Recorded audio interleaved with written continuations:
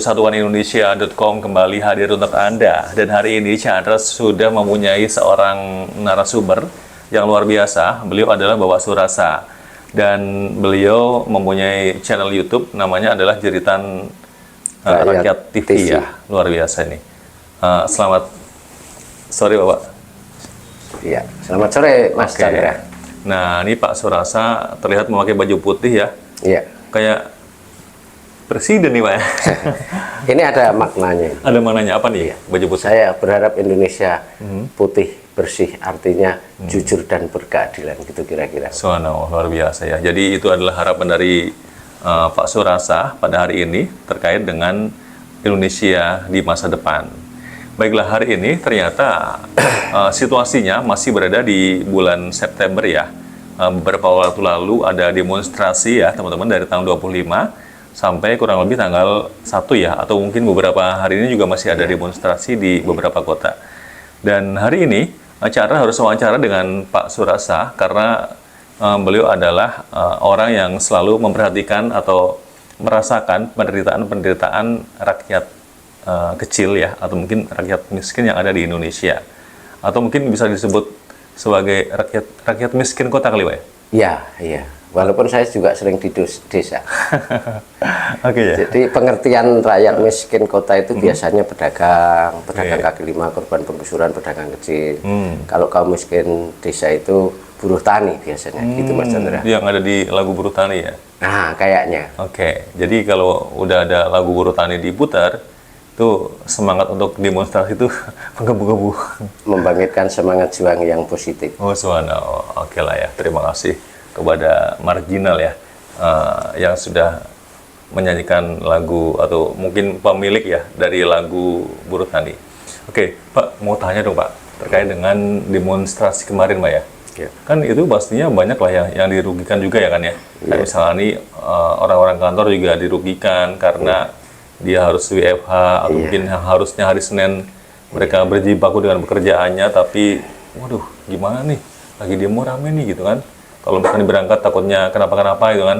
Nah, baik Bapak, mungkin pandangan Bapak terkait demo kemarin apa nih Pak? Pandangannya dulu, jangan lihat kerugian dulu. Silakan. Oke.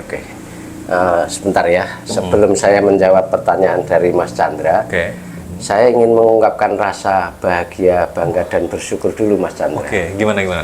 Pada sore menjelang malam hari ini, saya bersyukur dan bangga. Yang pertama, ketemu dengan Mas Chandra yang ganteng dan baik. Gimana nih? Ini kenangan di tempat ini, kenangan sekitar 2,5 tahun yang lalu Mas Chandra. Saat saya berjuang tentang pendidikan, tentang anak yang mau masuk ke perguruan tinggi waktu itu ya. Jadi saya terkenang kembali di tempat ini, tempat bersejarah bagi saya dan mungkin banyak warga negara Indonesia yang mengalami hal yang sama dengan saya. Terus yang kedua, saya menyampaikan terima kasih ke media yang orang bilang media-mediaan, menurut saya tidak.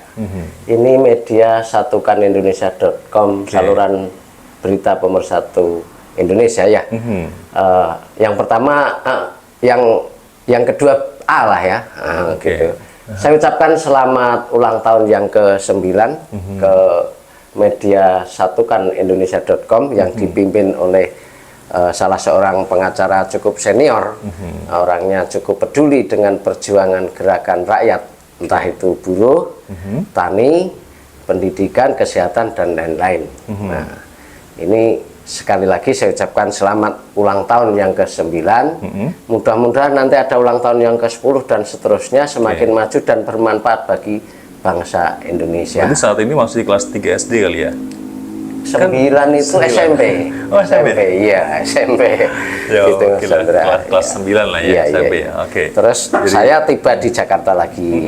Saya mengenang sambil saya ikut peduli dengan kondisi bangsa ini. Saya akan menjawab tadi pertanyaan tentang bukan hanya soal yang dirugikan, tapi pandangan terhadap kondisi yang terjadi demo-demo akhir-akhir ini ya, dan yang akan datang mungkin.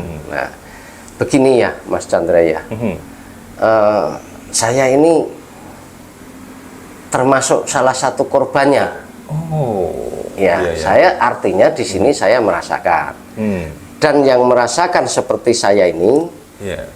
dari Sabang sampai Merauke, dari pulau apa itu yang sering disebut oleh Pak Jokowi itu yang merasakan banyak sekali, Mas Chandra. Oke. Kesulitan bagaimana anaknya mau sekolah atau kuliah, tidak ada bensin untuk mengantar, atau yang kuliah sudah pakai kendaraan sendiri, yang sudah punya kendaraan bingung nggak ada bensinnya, Oke. yang sudah ada bensinnya bingung nggak ada SIM-nya, di jalan terpaksa ditangkap polisi, dibilang melanggar peraturan perundang-undangan lalu lintas. Oke. Sementara bikin SIM juga mahal, di situ juga penderitaan. Terus kemudian ini yang sering saya dengar, kebetulan putri saya juga kuliah, ada kawan-kawannya itu telat kiriman, jadi makan sudah terancam, kos belum terbayar, orang tuanya belum bisa ngirim karena kebingungan, belum mendapatkan uang yang harus dikirimkan. Terus kemudian salah seorang mahasiswa yang ada di Bandung itu kuliah di salah satu universitas negeri yang pernah saya advokasi, sampai hari ini belum ada kabarnya. Waktu itu diberikan kesempatan untuk mencari, kasihan. Ibunya ini seorang single mom, artinya mohon maaf janda, untuk hidup sehari-hari saja susah, masih dikejar-kejar semacam itu. Sementara anggaran pendidikan di Indonesia itu 20%. Nah, kata Adinda yang saya banggakan, siapa itu? Salsa Erwina Utagalung ya. Harus transparan, harus jelas. Saya sependapat. Saya sangat sependapat dengan itu. Karena anggaran sebesar itu, pendidikan Indonesia tidak pernah beres. Itu artinya dari aspek pendidikannya ya. Kemudian dari aspek kesehatan, saya mengadvokasi beberapa daerah ya. Belum lama ini, baru sekitar sebulan yang lalu, di wilayah Kabupaten Boyolali, di wilayah Kabupaten Semarang, Salatiga, dan sekitarnya. Mereka berkeluh kesah. Apa tuh keluhannya, Pak? Sakit. Dan sakitnya nggak main-main. Ini kisah nyata. Tadi saya masih terima WA itu. Nah, beberapa tahun yang lalu, itu dulu sebetulnya sempat usaha maju. Ya, karena COVID, tumbang. Situasi dan kondisi sejak COVID itu sampai hari ini sebetulnya belum pulih. Walaupun di balik COVID-19 ini ada yang kaya, mereka yang jual-jual yang bisnis berkaitan dengan COVID-19 mereka maju, tapi mayoritas bangsa Indonesia atau di dunia ini banyak yang sengsara, susah, menderita, teraniaya, dan tertindas seperti saya dan yang lainnya orang alami. Nah, salah seorang ibu ini dulu ikut BPJS berbayar, akhirnya sudah tidak terbayar lagi. Terus kemudian mengurus, harus membayar denda dan harus melunasi katanya. Dendanya berapa waktu itu? Nah, kalau tidak salah, denda sama pelunasan itu puluhan juta lah ya. Dan kalau sekeluarga lebih ya. Berarti ketika misalnya berhenti kerja ya? Usaha, Pak. Oh, berhenti usaha. Pak Chandra, ya. Kemudian BPJS-nya belum sempat ngurus. Pembatalan atau sebetulnya begini ya, apa gimana? Kalau ini nanti mohon dikoreksi, saya nggak ahli amat, tapi ini yang saya alami di lapangan, yang sering saya advokasi. BPJS yang pegawai atau karyawan itu kan BPJS tenaga kerja, payung hukumnya itu ada di Kementerian Tenaga Kerja kalau nggak salah. Nanti saya konsultasi dengan yang saya hormati Pak Marulito Asilaban, sarjana hukum, master hukum lagi. Terus BPJS yang gratis atau KIS itu payung hukumnya itu ada di Kementerian Sosial. Itu biasanya orang yang kurang mampu itu terdaftar di Dinas Sosial yang disebut DTKS, Data Terpadu Kesejahteraan Sosial. Tapi sekarang banyak orang miskin, orang tidak mampu yang tidak terdaftar di DTKS, dan peraturan yang berlaku tidak harus terdaftar di DTKS. Nah, terus kemudian satu lagi BPJS berbayar, mandiri artinya di situ bayar. Nah, itu induknya kalau yang berbayar ya, itu dari Direktur BPJS langsung Presiden itu. Nah, kemudian ini tidak dibayar. Nah, kalau misalnya tidak dibayar, saya bilang ya sudah tidak usah dibayar. Iya. Di mana ada orang miskin bisa dipidanakan? Pasal mana coba? Nanti konsultasikan coba ke ahli-ahli hukum, pakar hukum. Apa ada misalnya Pak Chandra misalnya, Saudara Chandra didakwa pasal sekian atau terpidana karena dipidanakan, maksud saya karena miskin. Mana ada orang miskin bisa dipidanakan? Harusnya orang miskin dan anak terlantar dipelihara oleh Nah, negara. itu ada di Undang-Undang Dasar 45. Artinya di situ tidak perlu dibayar. Ada solusi alternatif. Kalau misalnya tidak punya BPJS berbayar yang mandiri, tidak punya BPJS tenaga kerja, tidak punya GIS atau BPJS yang gratis, ada aturan di situ. Solusi alternatif yang keempat itu UHC. Apa tuh UHC? Universal Health Coverage. Artinya di situ setiap daerah melalui Dinas Tenaga Kerja itu harus mengcover, membiayai warganya yang sedang sakit. Nah, yang saya advokasi ini beberapa kali ngurus gagal Pak Chandra.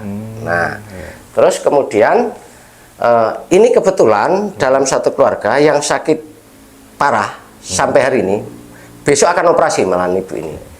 Nah, itu sakitnya itu ada livernya luka, ada migrain, ada batu ginjal, asam lambung kronis, ada ada berbagai macam penyakit yang sangat berbahaya. Itu udah komplikasi gitu. Komplikasi.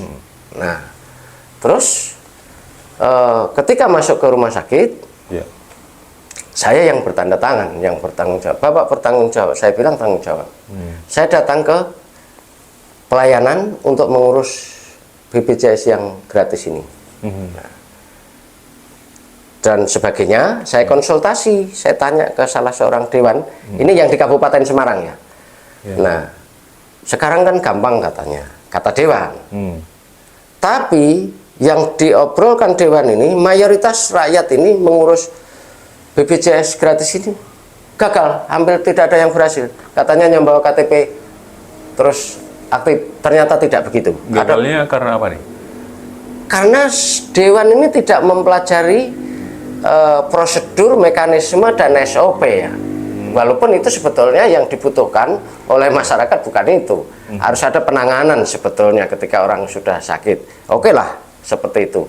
Tapi kenapa saya menghubungi dewan? Yang saya butuhkan pengaruhnya dan kewenangannya sebagai dewan. Karena kalau saya lihat tidak memahami perjuangan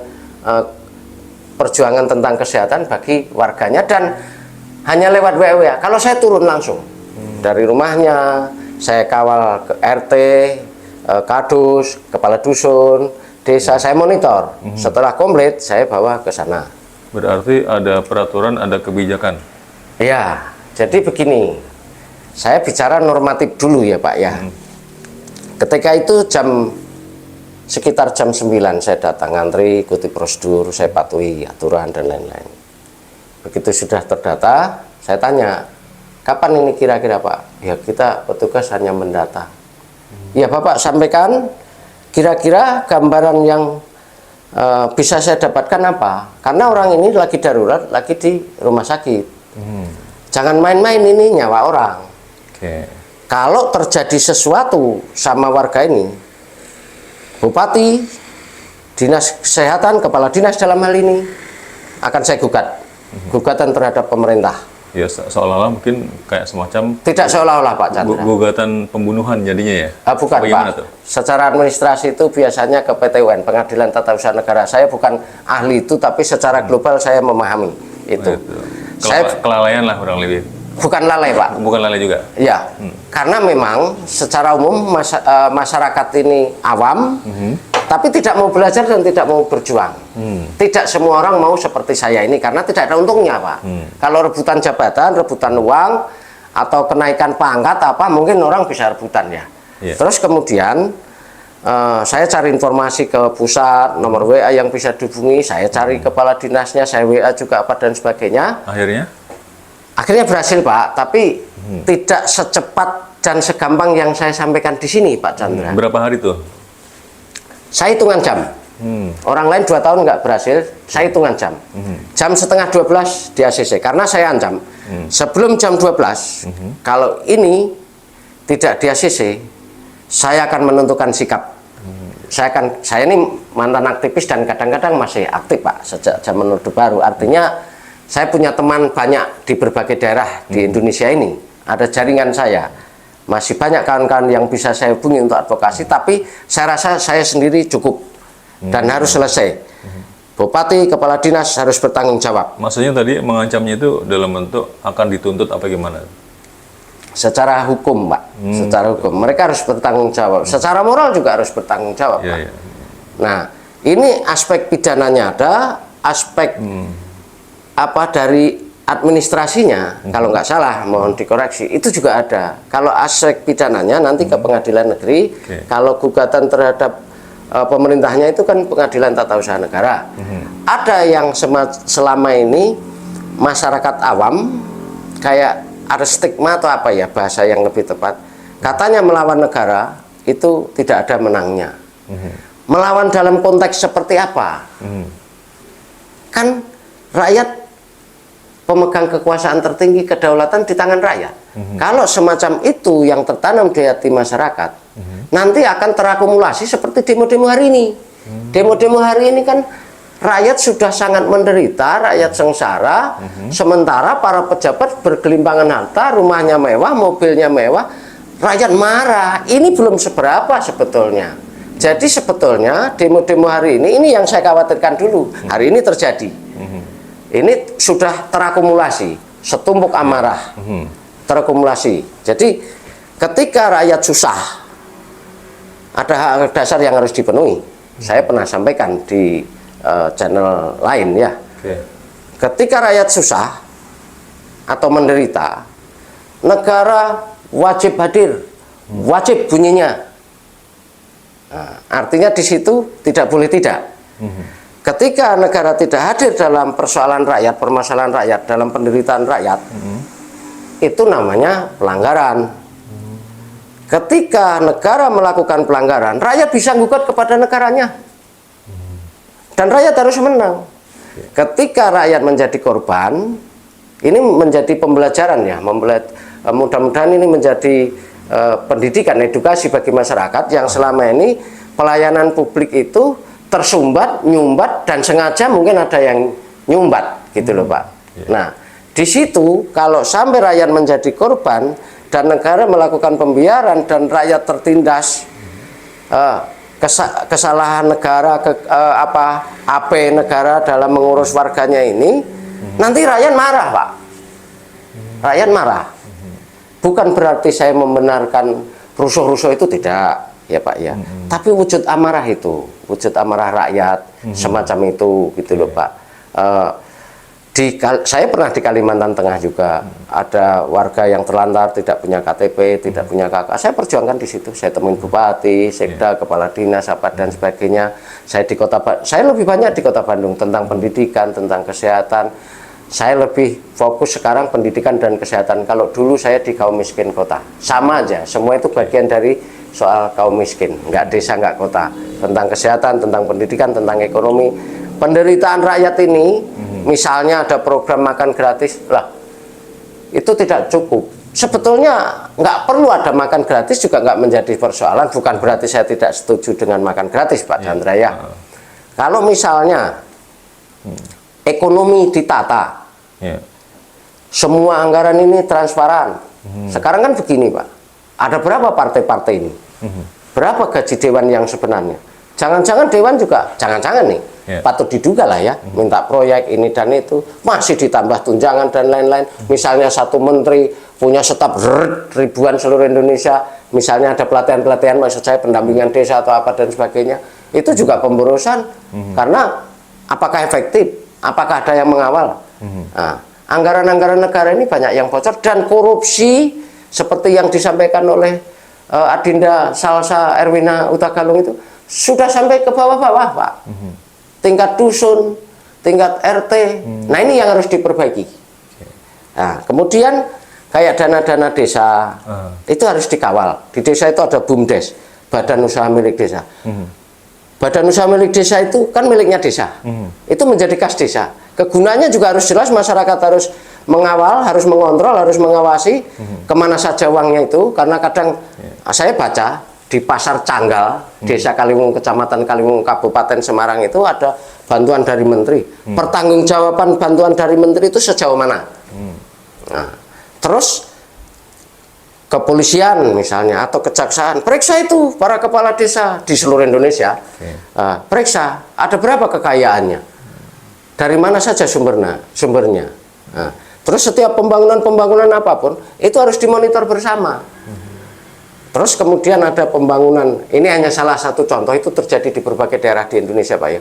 Di lapangan Desa Kaliwungu, lapangan Canggal namanya, itu kalau nggak salah saya dengar ini, mohon maaf nanti bisa diklarifikasi kalau ada yang keliru ya. Itu ada RTH katanya, lapangan dibuka RTH. Nah saya akan pelajari nih dari aspek peraturan lingkungan hidup apa dan lain-lainnya, saya akan pelajari. Katanya itu menggunakan anggaran 3,5 miliar. Apakah pembangunan itu layak memang betul 3,5 miliar? Kita mempertanyakan saja, kan nggak apa-apa rakyat bertanya, itu kan anggaran negara. Dan bisa bertanya di mana saja sebetulnya. Walaupun saya warga Kota Bandung, saat ini lagi di Jakarta Pak ya, saya bisa berjuang di mana saja.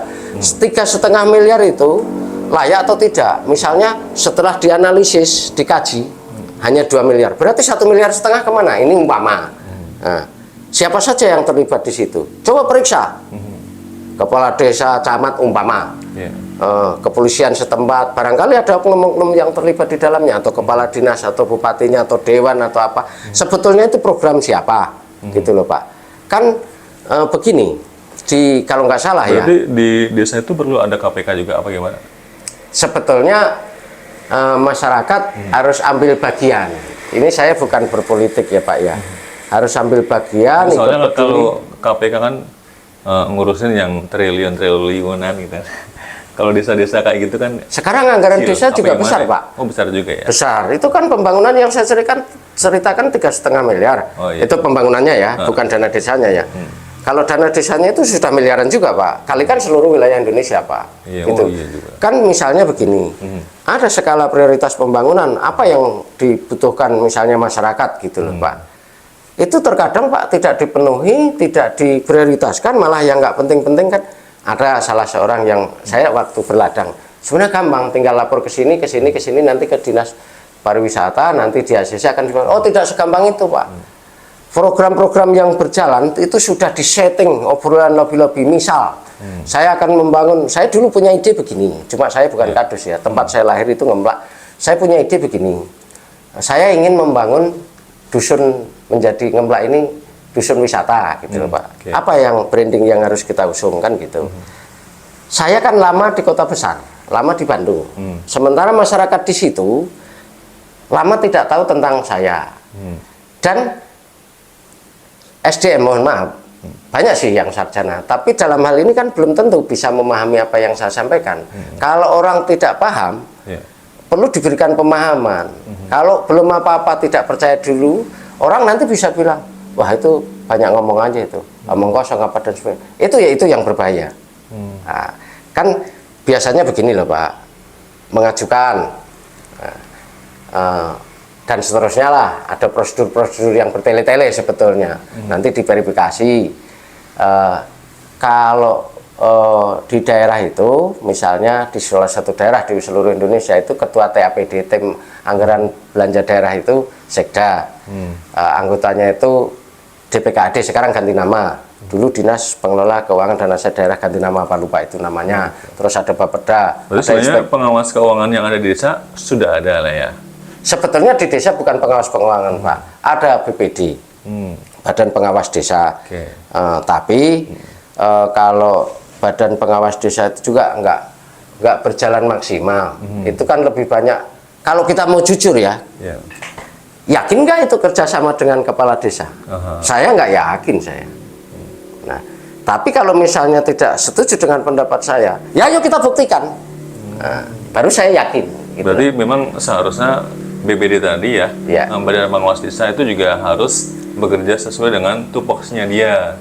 Jangan sampai malah tupoksi, tugas pokok dan fungsi ya. Jangan sampai malah ketika seorang kepala desa itu melanggar, malah dia ikutan melanggar kayak gitu.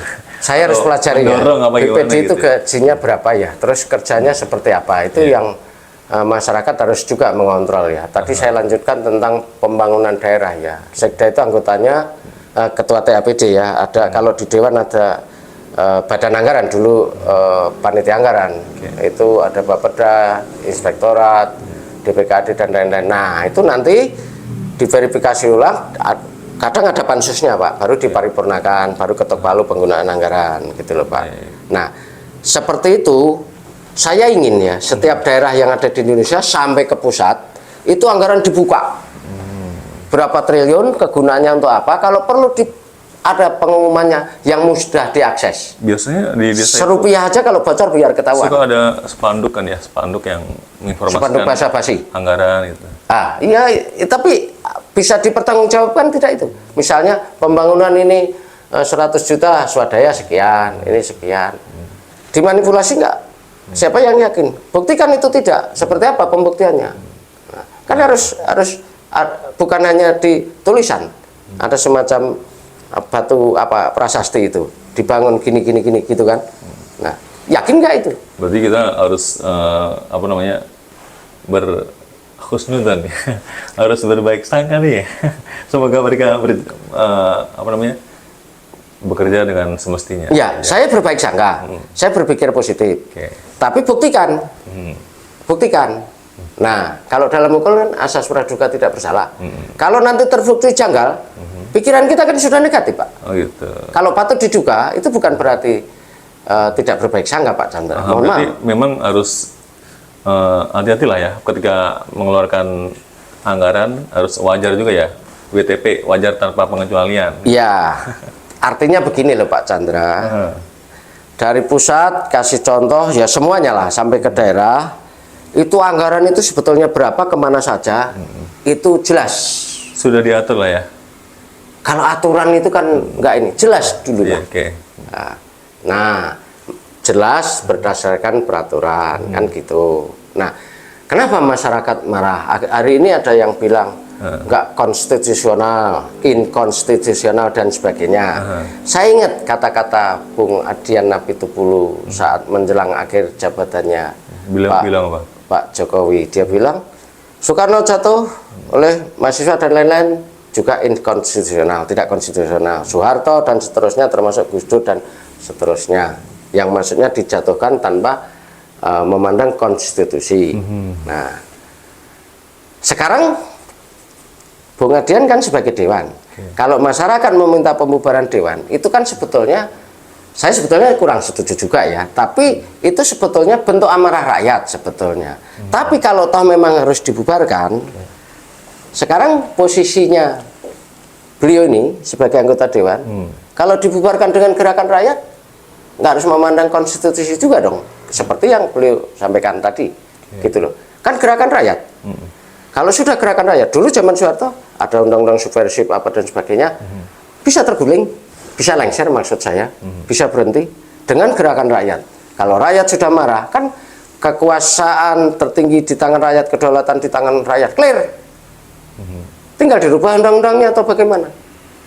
Jadi undang-undang itu masih di bawah rakyat, karena yang membentuk undang-undang itu kan para wakil rakyat. Rakyat sudah merasa menjadi korban selama ini. Jadi sama sekarang kuliah sama sekolah aja didaring, Pak, sampai batas waktu yang belum ditentukan. Terus TikTok sempat dihentikan live-nya. Itu artinya sudah mulai panik. Dan para pejabat, saya orang yang mudah nangis juga ketika tersentuh, waduh rakyat menderita. Tapi tangisan saya ini tangisan jeritan rakyat, Pak. Berbeda dengan beliau. Ini rakyat bukan nggak butuh tangisan dari pejabat, nggak cukup maksud saya, nggak menyelesaikan persoalan. Minta maaf juga nggak selesai. Tapi kondisi ini yang harus diperbaiki. Bukan, emang kalau ditangisi selesai. Emang kalau minta maaf selesai. Terus pengertian non-aktif itu seperti apa?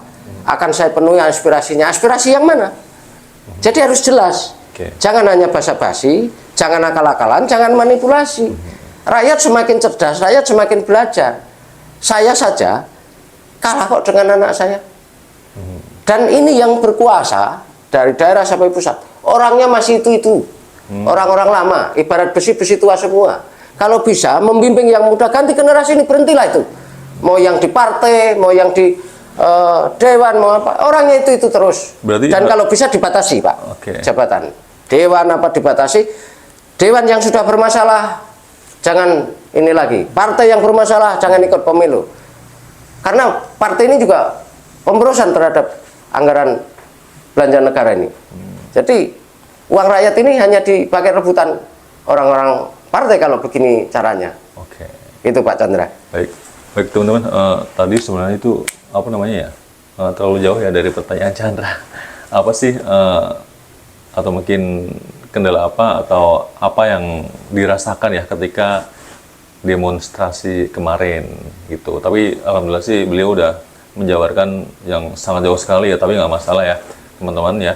Semoga demo-demo ke depan ya, demonya itu demo bersih ya Pak ya, bukan ada yang menunggangi, bukan ada yang gimana-gimana gitu. Ada komentar nggak dikit? Begini ya, lepas daripada ada yang menunggangi, ada yang berkepentingan atau tidak, saya mengambil sisi positifnya, sisi manfaatnya, bermanfaat bagi masyarakat. Biasanya dalam kondisi begini biasa, ada yang ingin mengambil kesempatan atau pihak luar memainkan. Mohon maaf, saya sedikit klarifikasi dan protes. Sebetulnya bukan terlalu jauh, Pak. Saya menjelaskan dari pertanyaan Pak Chandra. Saya menjawab lebih detail, lebih jelas, lebih komplit, malah kurang komplit sebetulnya. Terkait penderitaan rakyat. Iya, yang saya ceritakan kan tadi soal penderitaan rakyat terkait dengan adanya demo-demo tadi. Mohon maaf Pak Chandra ya. Terus kemudian tadi pertanyaan yang kedua, mau saya jawab sekarang atau nanti yang soal rugi? Mungkin kapan-kapan aja. Oh, kapan-kapan karena ini durasinya udah semakin banyak ya teman-teman ya. Masih banyak yang harus saya sampaikan sebetulnya. Jadi buat teman-teman atau para pemirsa dari satuanindonesia.com, sementara ini saja dulu ya untuk wawancara Chandra dengan Pak Surasa, atau kalau di luar biasa disebut Mas Agus ya. Itu Mas Agus dari mana tuh kata-kata Mas Agus? Ya, orang menyebut itu kan dulu ada aksi Agustusan ya. Jadi Agus-Agus itu berawal dari aksi Agustus menuntut kemerdekaan hidup yang layak waktu itu, bukan hanya merdeka lepas dari jajahan asing gitu kira-kira Mas Chandra. Berarti akhirnya dipanggil dengan Mas Agus. Iya, kalau di Bandung saya dipanggilnya Surasa. Sedikit saya selipkan ya supaya bermanfaat. Jangan lupa channel YouTube Liputan ini, para penonton yang ada di studio ini, pemirsa yang ada di rumah, di like, di subscribe, di komentari yang positif, yang membangun, di share, supaya bermanfaat. Saya sebetulnya Pak membuat channel YouTube itu berawal dari panggilan jiwa, idealisme, menyalurkan idealisme saya, kepuasan batin. Iya. Bukan untuk ini, tapi ternyata juga memberi manfaat secara ekonomis di YouTube. Ada iklannya, kita bisa dapat hasil di situ dan itu halal ya Pak ya. Gitu Pak Chandra. Terima kasih malam hari ini saya bisa berbincang-bincang dengan Pak Chandra. Sekian persen dari apa yang menjadi unek-unek saya sudah keluar. Dari 100% umpama dihitung, gambarannya ini baru 0,001% Pak Chandra. Jadi masih sekitar 99,009% kira-kira yang belum dikeluarkan. Jadi silahkan, saya siap menjadi narasumber dimanapun, walaupun itu audiensnya atau pesertanya itu profesor doktor, saya tidak menjadi persoalan. Ini saya merasakan betul, dan yang seperti saya ini di Indonesia ini, jumlahnya penduduk ini kalau nggak salah 290 juta ya kalau nggak salah. Kalau dulu zaman ramai-ramai nyanyi 135 juta, terus 200 juta lebih waktu reformasi, sekarang 290-an. Coba dicek, ini kayaknya yang menderita, yang sengsara, miskin, kurang mampu, di bawah garis kemiskinan dan lain-lain itu lebih dari 200 juta ini. Dan itu saya khawatir, mudah-mudahan jangan terjadi. Mari kita sama-sama membangun bangsa ini. Kalau sampai 200 juta lebih ini marah, aduh mau jadi apa negara ini? Itu Pak Chandra. Jadi kepada para anggota Dewan ya, atau mungkin pemerintah, dan juga orang-orang atau pejabat-pejabat yang ada di atas sana ya, nggak ada salahnya ketika bekerja itu harus benar-benar berhati-hati ya. Jangan sampai apa ya, ada yang terluka, baik rakyat, baik teman, atau mungkin siapapun itu, yang akhirnya merugikan Anda sendiri. Merugikan kita semua. Mohon maaf ya, setengah menit ya Pak Chandra. Hati-hati mulut bicara. Pejabat bicara hati-hati. Rakyat ini sudah terluka lama. Sudah kronis, obatnya belum ada, rakyat ini sudah menderita. Hati-hati mulut kalau bicara. Ini jangan sampai terulang kembali. Ini masih ada pembahasan ya Pak ya. Saya ikut berperan aktif selama di Jakarta ini, memonitor dan sedikit banyak memberikan sumbangsih 5 sampai 7 hari atau sekitar 1 minggu ini. Harus ada perbaikan, harus ada jawaban-jawaban, ada kepastian yang jelas dari para pejabat, dari para pemangku kebijakan yang ada di Republik ini, supaya tidak terkatung-katung. Kalau sampai itu tidak segera ada kepastian yang jelas, ini rakyat akan tambah marah, dan marahnya akan lebih besar. Tapi saya mohon maaf ya, jangan berbuat anarkis, coba sampaikan dengan tertib, dengan damai, buat konsep yang bagus, sumbangkan itu ide-ide. Gitu. Jadi kalau kita lihat ya, yang beberapa waktu lalu di Jogja kan, Sri Sultan Hamengkubuwono ke-10 juga menemui pendemo kan ya. Jadi mereka ada diajak diskusi maunya apa gitu kan. Terus solusinya bagaimana. Jadi nggak ada salahnya demonstrasi itu lebih kepada diskusi ya. Dialog atau diskusi agar nanti solusinya bisa ditemukan dan tidak ada yang namanya solusi. Apa ya, penunggang atau mungkin yang memanfaatkan sebaiknya situasi. Pak, jadi begini, menemui jangan sampai hanya untuk meredam massa. Jadi temui, berikan jawaban, dialog. Ini kesulitan, saya haus nih misalnya, saya minum. Nah, kan hausnya hilang. Kan tidak harus, bukan hanya ditemuin tok, ditemuin doang supaya mereka nggak marah. Berarti bukan hanya formalitas aja ya? Iya. Nah, jadi harus ada kepastian yang jelas, harus ada langkah-langkah terpadu yang solutif dan efektif, dengan mempertimbangkan aspek sosial, aspek ekonomi, aspek kemanusiaan, dan juga supaya rakyat nggak berkepanjangan menderitanya. Gitu Pak Chandra. Iya benar.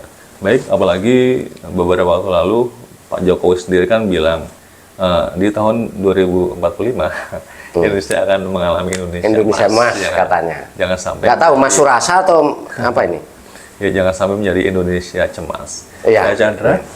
Saya Surasa, terima kasih. Pamit undur diri, masih di satukanindonesia.com. Jangan lupa untuk like, subscribe, komen, dan share. Assalamualaikum warahmatullahi wabarakatuh. Waalaikumsalam warahmatullahi wabarakatuh. Sehat selalu untuk bangsa Indonesia.